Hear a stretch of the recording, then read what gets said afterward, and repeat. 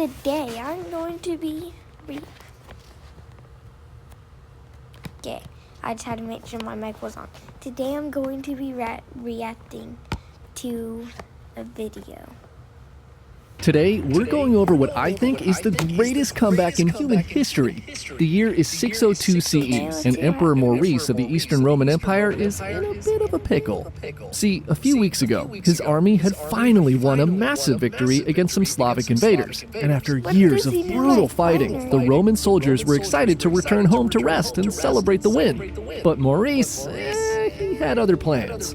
He thought it would be better, and cheaper, if the army stayed up there in the Balkans over the winter instead of coming home. And the troops did not like that idea one bit. They marched back to Constantinople, and under the orders of an officer named Phocas, take control of the capital. Honestly, I would be as mad as they are right now. Honestly, if that would be me, the same thing. City. Phocas then brutally murders the emperor's sons and kills Maurice himself. With no one of royal lineage left alive, he declares himself the new emperor. Phocas then proceeds to speedrun his way to becoming one of the worst rulers the Romans had ever seen. His people live in fear, and anyone who questions his authority is tortured and executed. Now, Phocas's coup actually went fairly smoothly, as far as coups go, I guess, but he made one major miscalculation. A decade earlier, Maurice had helped assassinate Persian king Khosrow II regain his throne after he was overthrown by one of his generals. And through this act, Emperor Maurice and Khosrow had actually become friends. This strange friendship ended the bitter rivalry between the Byzantines and Persians and brought peace and stability to the region for the first time in centuries. But when Khosrow hears that Maurice has been murdered, he thinks that maybe he doesn't want to honor the peace deal with the guy who just killed his friend. He announces he's going to avenge his bro Maurice and begins an invasion into Roman lands, instantly reigniting the dormant war between the Byzantines and the Persians. He places his army under the command of his most skilled general, Sharbaraz, who quickly begins to wreak havoc in the easternmost Byzantine cities.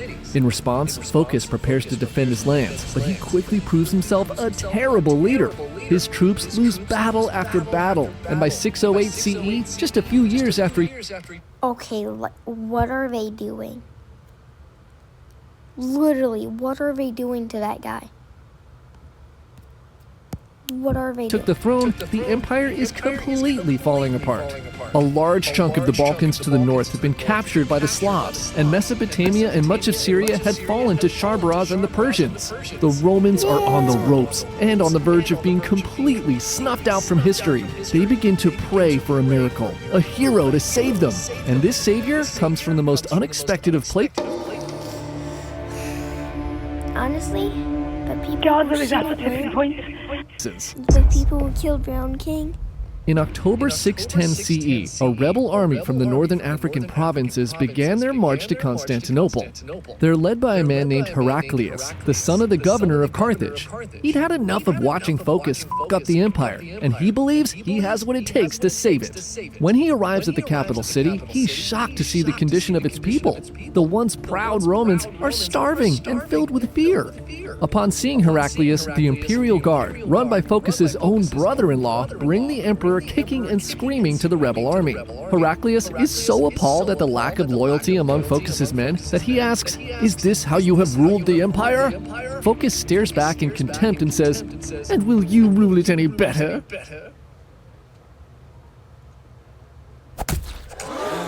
Yeah, he deserved it.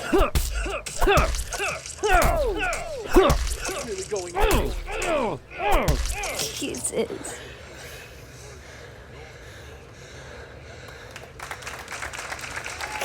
With Phocas gone, the church crowns Heraclius the new emperor, and he immediately sets out to make peace with the Sassanid Persians.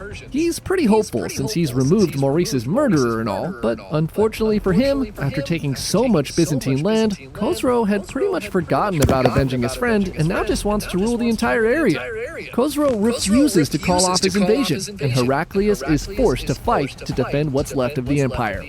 He chooses to personally lead his army into battle, the first emperor to fight fight on the front lines in over 2 centuries. His advisors are completely against the idea. But to Heraclius, all the Byzantine generals have been doing a shit job against the Persians, so he has no choice and has to do it himself. He leads nearly the entire Roman army to the city of Antioch in 613 CE and faces off against the Persian forces under the command of General Sharbaraz. Heraclius knows that this is his shot.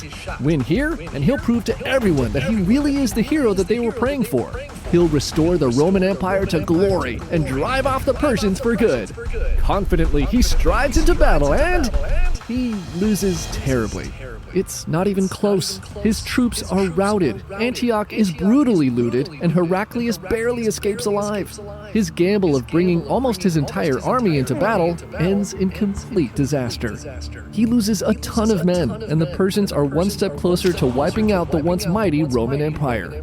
Heraclius retreats to Constantinople in a panic, while Sharbaraz continues to take more and more land. The Persians overrun Damascus just a few months after Antioch, slaying and enslaving Christian civilians by the thousands. The following year, they take Jerusalem with almost no resistance.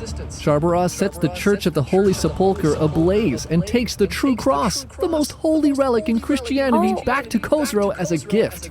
In Constantinople, the people hear the news from Jerusalem and begin to fear that this was a sign that God had deserted them. Sensing weakness, the Slavs in the north completely overrun the Byzantine territory in the Balkans.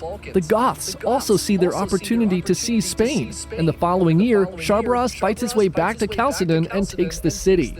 The Persians are now right outside the gates of Constantinople, and not knowing what to do, Heraclius begins praying to God for an answer. When he had left Carthage, he was convinced it was his destiny to restore the empire, to defeat the Persians, but in the end, he wasn't good enough. He had tried, and he had failed. At this low point, Heraclius begins to think over all of his options. Maybe he could offer whatever's left of the empire to the Persians and become a vassal state. But as these thoughts are going through his mind, he receives a letter from Khosrow, and it's the ultimate diss track of the era. In this letter, the Persian king is really rubbing it in, talking about all the losses Heraclius had suffered and how it's only a matter of time before he comes for him. This makes Heraclius feel even worse, and he considers running away from it all and moving the capital city from Constantinople to Carthage. He even begins loading ships to abandon the city, but is stopped by the Patriarch of Constantinople, who was kind of like the Pope of the Eastern Church. He brings Heraclius to the Hagia Sophia, and in this most holiest of places, makes him swear an oath that he will never abandon the city. The Patriarch says he believes in Heraclius, and that God has not abandoned them. He then says that he'll give him whatever he needs, all of the church's riches to fund his army to fight back.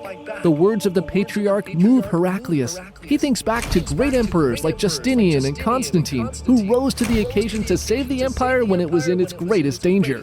The emperor's duty is to defend his people until his last breath. Even when the odds are stacked against him, he cannot run away. And almost on command, the universe seems to bend to Heraclius' newfound resolve. Sharbaraz pulls his army back and turns his attention to Egypt. For the next several years, as if forgetting the plot, the Persians forget Constantinople and instead methodically seize the Egyptian province town by town. And this gives Heraclius just enough breathing room to start planning his comeback. The damage done by the Persians in this war has been catastrophic. The empire that once stretched